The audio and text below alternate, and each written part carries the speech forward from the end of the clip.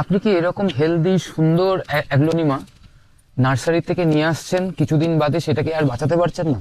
তাহলে এই ভিডিওটা পুরোটা দেখুন। আমি এমন কিছু বলে দেবো আর অ্যাসিওরেন্স দিচ্ছি এরপর থেকে আপনার কোনো অ্যাগ্লোনিমা আর মরবে না। তো ফার্স্ট থিং হচ্ছে গিয়ে সয়েল।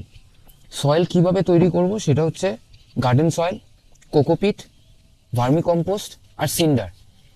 এই চারটে একদম ইকুয়াল রেশিওতে মিক্স করবেন। মিক্স করে নিয়ে সেই সয়েলটা প্রিপারেশন করে পটিং করবেন। সেকেন্ড পয়েন্ট হচ্ছে গিয়ে জল, ওয়াটার।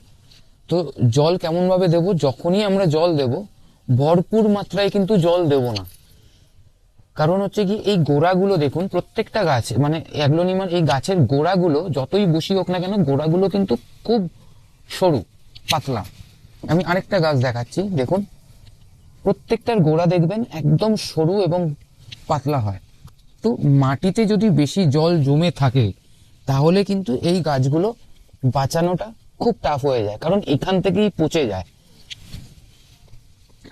আমাদের এমনিতেই ওয়েল ড্রেনেজ সয়েল থাকলে পরে সেটার চিন্তাটা খুব কমে যায়, কিন্তু যখনই জল দেবেন, যখন পুরোপুরি মাটি ড্রাই হয়ে যাচ্ছে তখনই জল দেবেন।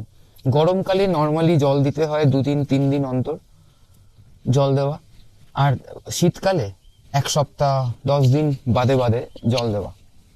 এমনিতে নর্মালি আপনি একদিন অল্টারনেটলি পাতাতে জলের স্প্রে করে একটুখানি পাতাগুলো মুছে দেবেন যাতে এই গ্লেজিনেসটা থাকে। আর থার্ড হচ্ছে গিয়ে লাইট।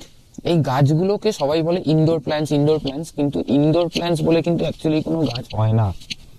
তো সেইটার খেয়াল রেখে এইগুলোর পজিশনিংটা এমনভাবে করতে হবে যেখানে সারা দিন ধরে ব্রাইট লাইটটা এই গাছগুলো পায়। এবং মাঝে মধ্যে কি করবেন, সপ্তাহে 1-2 দিনের জন্য এনে রোদের মধ্যে রেখে দেবেন। তাহলে দেখবেন আপনার গাছ পুরো সতেজ থাকছে, ঠিক থাকছে।